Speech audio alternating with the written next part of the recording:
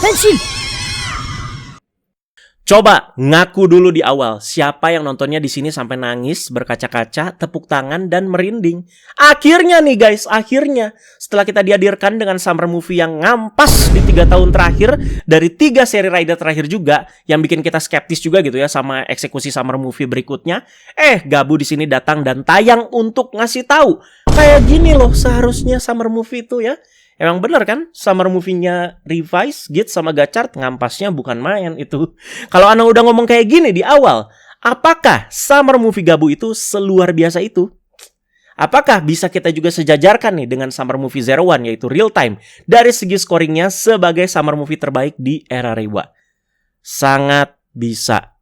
Ini Ana langsung terang-terangan aja di awal ya. Jadi mari langsung aja disimak reviewnya. Ini dia yang sudah kalian tunggu-tunggu, review Ana untuk summer movie Gabu Invaders of the House of Snacks.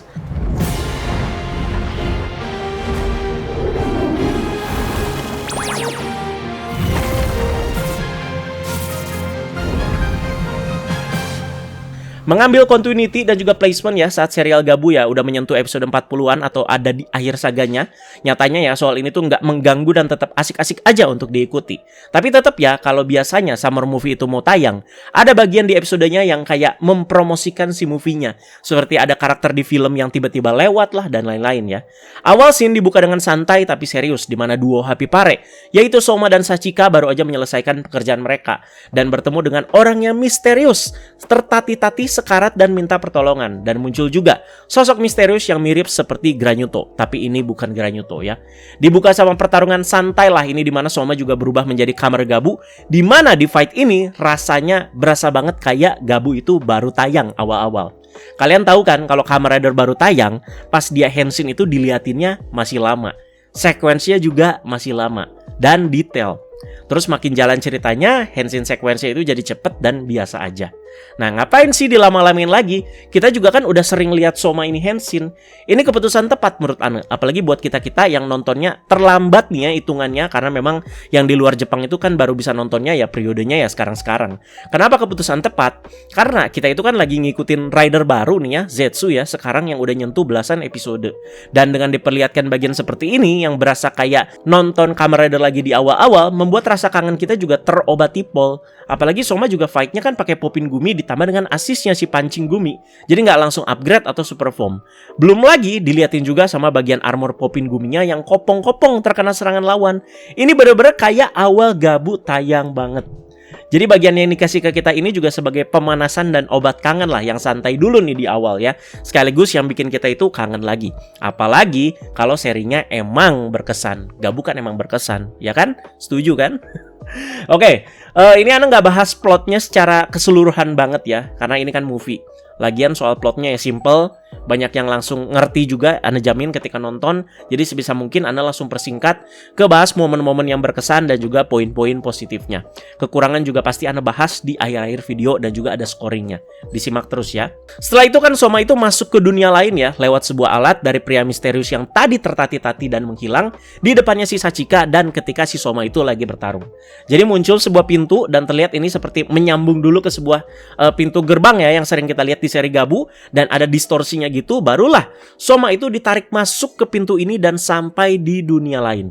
Di sini Soma bertemu dengan karakter baru di movie ini bernama Taurin dan juga Sachika Amane versi dunia lain ini. Untuk Sachika tidak ada perubahan personality yang drastis ya. Jadi benar-benar sama seperti Sachika yang ada di dunianya Soma. Karena ini Sachika yang ada di dunia lain, tentunya dia nggak kenal sama Soma. Dan yang nemenin dan kerja bareng sama Sachika yang dunia lain ini adalah si Taurin. Yes, Taurin itu jadi Somanya. Dan sebenarnya ini dikuak di akhir ya sebagai kejutan kecil. Tapi Taurin ini adalah kayak versi alternate-nya si Soma ya, atau Soma yang ada di dunia lain ini. Dimana Taurin juga punya Henshin Belt sama seperti Gabu milik Soma, tapi berwarna silver dan juga biru. Dan dijelaskan juga kalau Taurin ini tuh hilang ingatan, dan bagaimana dia itu ditemukan oleh Sachika dunia lain pertama kali, mirip banget sama Soma yang ketemu sama Sachika asli di serial Gabu. Bagian bagus selanjutnya ya, jadi saat Soma itu keluar dan jalan-jalan di kota yang bener-bener colorful dan penuh kebahagiaan, dan ngelihat set kotanya, anak itu jadi berasa balik lagi main game BioShock. Dimana world buildingnya mirip-mirip seperti ini. Yang udah main juga pasti relate sama penjelasan Ana ini. Soma terkejut ketika dia itu menemukan alternatif karakter yang dia itu sudah kenal di dunia nyata. Dan ada di dunia ini dengan personality yang sangat jauh berbeda. Seperti ada Jeep dan Sita yang adem ayam aja, lagi jajan dan belanja permen ya. Dan ada Lakia juga yang jadi ajudannya Sita dan juga Jeep, yang berarti dia itu jadi kayak pelayan gitulah buat keluarga Stomak ya. Dimana personalitinya juga terlihat lebih ceria tapi juga ceroboh. Ada Tante Grota yang secara personality yang gak banyak berubah, tapi secara terornya dia itu ya gak mencekam banget gimana kayak di serial lah ya. Jadi dia itu lagi pesan GoFood, dan yang jadi kurirnya itu si Bang Yanto, yang jadi ceria banget dan juga ceroboh banget juga. Jadi gini guys, bagusnya ya, ini latar dan setnya di bagian ini bener-bener dibikin ceria banget, colorful banget. Tapi kebingungan Soma bikin kita itu ikut deep down, berdebar-debar juga dan bikin bertanya-tanya. Memang soal ini tuh sudah diperlihatkan di trailer. Cuman soal kebingungan ini kita juga jadi kayak ikut merasakan, ikut menebak-nebak apa sih sebenarnya yang terjadi. Ketika Jeep dan Sita dilabrak sama Soma dan ditanya soal menculik manusia, Dark Snake, ya mereka itu nggak tahu apa-apa. Pas Bang Yanto lagi kerja jadi kurir juga dia itu dapat panggilan telepon dari siapa? Dari emaknya. Nah lo, Soma kaget banget di bagian ini. Karena yang dia tahu di dunia nyata, emaknya Bang Yanto ya udah modar dan dijadiin bahan pembuatan Dark Snake setelah diculik Granyuto. Adiknya Lakia, si Komel juga diceritakan masih ada. Pinternya Soma yang bikin kelogisan yang gak bertele-tele juga diperlihatkan di sini dan jadi poin plus. Kalau emaknya Bang Yanto gak modar, berarti emak gua juga masih ada dong, tapi versi dunia lain ini. Makanya Soma itu langsung gak pakai lama bergegas ke toko Hidamari ya. Tokonya si Om yang suka jualan cemilan itu loh, yang kalau di dunia asli. Tapi di sini bukan toko permen ya, melainkan patesier gitu ya. Ya jualan makanan manis juga sih.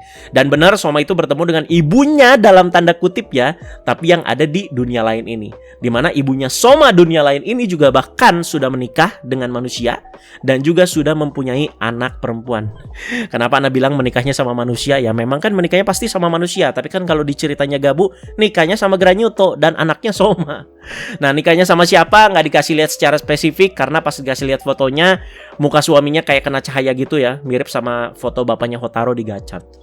Udahlah, nggak usah jadi diperdebatkan terlalu panjang. Itu bapaknya siapa kan? Jujur di sini Anda berkaca-kaca sih. Jadi Soma itu bisa melihat ibunya lagi walau ini tuh bukan ibu benerannya. Tapi itu kayak udah cukup gitu mengobati rasa sakit dan kangennya dia. Dan Soma juga di sini tahu batasan. Nggak tiba-tiba nyosor, lu emak gua. Enggak, udah. Jadi memandangi aja ibunya dunia lain ini masih ada di sini dan hidup sehat dan bahagia, ya udah. Si Soma juga udah cukup seneng gitu. Tapi di momen-momen damai dan penuh kebahagiaan ini dirusak oleh aksinya Karies, yaitu antagonis utama di movie ini yang punya tujuan menghancurkan dunia. Dimana Soma harus bertarung lagi dan Ana acung jempol buat aksinya Hidekazu Chinen ya di sini. Jarang-jarang lihat gitu kayak gini ya, dimana ada aksi human formnya dulu dari Soma yang pakai Gabuga Blade. Nah itu mantep banget sih. Memang pernah terjadi di serial cuman kan gak banyak ya. Akhirnya juga kita bisa melihat Henshin sequence dari Karies menjadi Kamen Rider Karies Shiwan dengan beltnya yang bernama Blade Gabu dan dipadukan dengan Terror Gochizo. Karena nggak ada tuas kayak Henshin Belt Gabu, makanya Blade Gabu ngegigit Gochizo-nya yang udah ada di dalamnya itu ya agak manual ya. Jadi dinaik turunin gitu guys pakai tangan. Keren juga ini si Karies ya. Jadi berasa banget brutalnya, dimana dia juga nggak segan gitu ya nyerang anak buahnya sendiri yang ngalangin fight-nya dia. Soma walau udah pakai Blizzard Sorbet kewalahan ya di fight ini ya, tapi syukur terselamatkan karena tiba-tiba Blade Gabu yang dipakai sama Karies itu meleleh. Kok bisa meleleh? Nanti dijelaskan juga kok di filmnya ya. Ya udah sekarang kita bahas ke Kariesnya ya. Karies ini adalah raja muter katanya yang tak kenal ampun. Dia dan juga Krab itu ya berpergian dari satu dunia ke dunia lain untuk menebarkan pembusukan dan menyebabkan kehancuran dunia.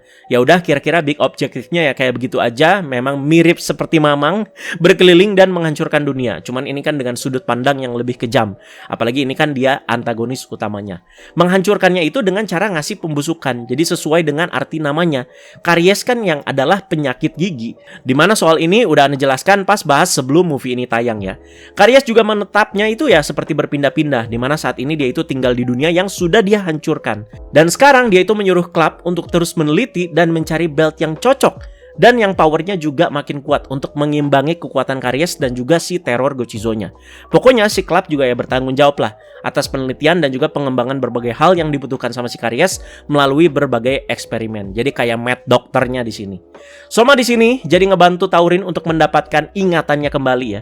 Karena saat melihat gambar rumah permen, Taurin ini yang merasakan sesuatu, makanya mereka itu ya bikin rumah permen sendiri di sini, dibantu sama Sachika juga. Relasi Soma dan Taurin emang kelihatan banget bromance-nya di sini ya. Memang bikin sedikit menggelitik, tapi kalau mau ambil positifnya, relasi mereka itu cukup menarik kok satu sama lain ya di waktu yang singkat ini. Karena Soma maupun Taurin ini tuh sangat identik juga kan satu sama lain ya. Jadi ya mereka itu kalem, ceria, dan sama-sama baik hati juga. Jadi ya kayak nyambungnya cepet lah gitu ya, nggak ada kendala. Setelah membuat rumah permen ini, sayangnya Taurin itu yang nggak inget apa-apa ya. Tapi ya soal ini nggak mubazir banget lah, karena dia juga kan jadi bikin memori lagi ya dan kenangan berharga bersama si Soma. Setelah memakan rumah permennya, baik Soma dan Taurin sama-sama menghasilkan Gochizo baru dari gabu mereka masing-masing. Jadi Soma itu menciptakan Waferus Gochizo, sementara itu Taurin menciptakan Hexenheim Gochizo. Club berlanjut nih mengerjakan suruhannya Karies, di mana mereka itu dengan para kroconya banyak menculik para manusia dan juga Granyuto di dunia lain ini. Yang jadi korban penculikan ada Sachika dan juga ibu Soma versi dunia lain juga. Tujuannya ya untuk semakin mengembangkan si Brit Gabu agar lebih kompatibel dan juga pas dengan si Karies. Soma dan Taurin kan pergi ya ke rumah permen yang cukup mencolok di dunia lain ini. Dan ini lucu sih, di mana bangunan dan perabot-perabot di dalamnya itu juga terbuat dari kue dan permen semua. Ada satu bagian gitu ya, pas Soma itu ngambil beton patung gitu, pas dicabut ternyata cake gitu. Iya, jadi berasa kayak Real or Madrid. Maksudnya Real or Cake ya, yang suka banyak banget kan video-videonya di medsos kita, Real or Cake ya. Real or Fake. Nah, biasanya kayak gitu kan. Bagian ini jadi bagian yang krusial lah untuk Taurin karena dia itu mendapatkan sebagian besar ingatannya itu di rumah permen ini. Dimana Taurin pernah tinggal dan kabur ternyata dari rumah permen ini. Setelah semua tahanan berhasil diselamatkan oleh Soma dan juga Taurin, Soma itu bertemu lagi dengan Karies. Kali ini dia itu datang bersama si Club ya. Dan dikuaklah semuanya. Jadi Taurin ini adalah salah satu klon dan hasil percobaan labnya Club dengan nomor 174. Terkuak, Club dan juga Karies pernah mampir ke dunia Soma dan menyaksikan pertarungannya itu melawan Granyuto Bon sebagai Kamer Gabu. Ini episode berapa ya? Episode 3 atau episode 4 kalau nggak salah ya. Jadi Karies ini tuh tertarik gitu ketika ngelihat si Soma. Dan Karies itu memerintahkan si Club kalau dia itu pengen kekuatan seperti Soma. Maka dari itu terciptalah Brit Gabu. Jadi Brit Gabu ini tuh terbentuk di dalam perut organisme hasil budidaya yang diciptakan Muter dengan menggabungkan gen manusia dan gen Granyuto. Seperti Soma juga ya, kalau makan cemilan kan akan membuat Gochizo yang sesuai tercipta dari si gabunya. Kalau di Brit Gabu, teror Gochizo itu akan muncul ketika orang tersebut merasakan ketakutan.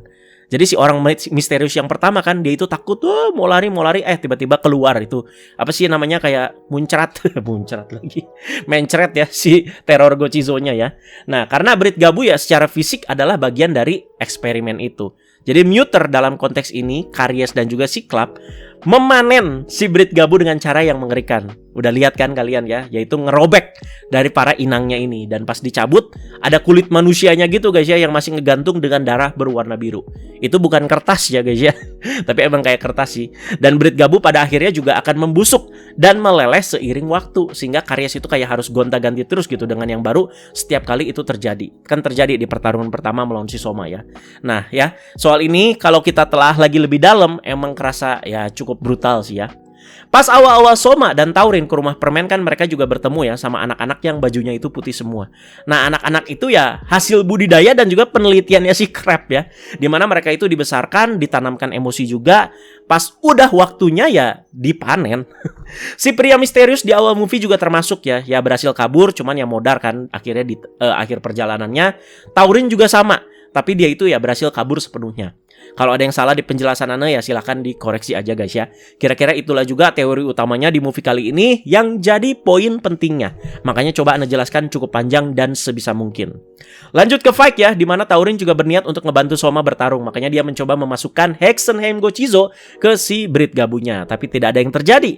Tapi ketika keinginan Taurin ini memuncak, dia itu bukan berubah jadi Kamen Rider ya, tapi berubah ke bentuk monster. Tapi ini tuh bukan Granyuto. Kan udah dijelasin, Taurin itu cuman hibrida ke 174 yang diciptakan klub untuk menghasilkan sebuah breed gabu untuk si Karies. Udah sih simple itu aja. Jadi ada momen kerjasama antara Soma dan juga Taurin yang berdua melawan Karies ya, dimana Karies juga harus terus mengganti breed gabunya yang meleleh mulu. Tapi si Karies di fase ini aja udah kuat banget. Dan momen tragis terjadi di sini, di mana breed gabu milik Taurin dicabut dari perutnya dan dipasangkan ke Karies. Reaksinya berbeda di sini. Kalau biasanya Karies itu masukin teror Gochizo ke breed gabu, jadinya kan Kamarader Karies Siwan ya. Nah, kali ini masukin teror Gochizo ke breed gabu milik Taurin yang udah dipasangkan ke perut Karies, merubah Karies menjadi Kamarader Karies C3. Soal evolusi C1, C3 udah pernah Ana jelasin waktu itu ya, dimana ini kesinambungannya sama level kerusakan gigi. Pindah dulu dikit ya, dimana Sachika yang asli ngabarin ke Bang Yanto dan Lakia soal Soma yang terlempar ke dunia lain tadi. Dimana mereka akhirnya kerjasama nih, cari tahu soal gimana ke dunia sana dan juga mencari tahu ya asal-usul makhluk yang ada di dunia lain itu juga. Dan ketemunya itu di dokumennya Kenzo Suga. Ya ini agak diada-adain sih, dimana Kenzo Suga itu punya catatan cukup lengkap lah mengenai makhluk ini yang cara kerjanya itu membusukkan sesuatu. Ini tuh konteksnya ya ke Karies, Klep maupun si kroco-kroconya ya, yang sebelumnya juga udah digambarin sama si Sachika. Nah akhirnya Bang Yanto dan Lakia bisa masuk ke dunia lain ini lewat Lakia dengan alat yang ditinggalkan sama si pria misterius di awal yang udah modar. Nah ini kocak sih, apalagi pas Bang Yanto dan Lakia itu ketemu sama versi alternatifnya mereka di dunia lain ini. Soma berduka sama kepergian Taurin, tapi di sini Taurin itu meninggalkan Hexenheim Gochizo untuk disimpan sama Soma. Walau ada bromance-nya lagi, ya Ana sih di sini tetap berkaca-kaca ya. Soma yang emosi mau ngehajar Crab, tapi ya udah kewalahan juga karena tadi kan dia itu udah gila-gilaan ya lawan Karies ya. Dan Crabnya juga di sini dapet lah nyebelinnya ya, berhasil membuat kita kesal juga di momen ini. Dan disinilah kejutan susulannya guys, dimana Soma dibantu oleh kakak-kakaknya di dunia lain ini. Ini dia kelima Stomach Family lengkap yang muncul. Tante Grota bawa batang pohon ya. Gak cuman buat nolong Soma aja sih, tapi ini kayak pembalasan dendam juga karena Karies itu ya udah nyulik Jeep dan juga Shita. Jadi ini udah kayak terpandang banget ya si Stomach Family. Jadi terlihat sangat berbeda dengan yang ada di dunia aslinya Soma, dimana kelima Stomach Family ini tuh bener-bener akur semuanya satu sama lain. Kalau yang asli kan ya kita tahulah betapa complicatednya seperti apa ya. Dan fightnya di bagian ini mereka itu semua pakai wujud manusia mereka lagi ya. Gak ada yang berubah ke bentuk Granyuto satupun. Ya udah sisa film ini ya fight dan juga action aja sih. Dan inilah dia poin plus paling menonjol di movie ini, karena aksinya gila, meledak sana sini dan juga bikin merinding. Aksi motornya juga ada dan screen time-nya di sini lumayan. Tapi yang paling edan itu ada di pertarungan final Soma melawan Karies C3. Bahkan Soma aja sampai pakai human form dan motornya dulu nih di awal fight-nya ya. Dari segi urgensi sebenarnya biasa aja. Soalnya tujuan Karies kali ini ya nggak gimana banget dan template villain aja, yaitu menghancurkan dunia. Udah selesai. Terus bagian mana yang sampai bikin nangis pas nonton movie ini? Di mana? Nah, di sini guys. Di pertarungan terakhir Karies itu melawan Soma.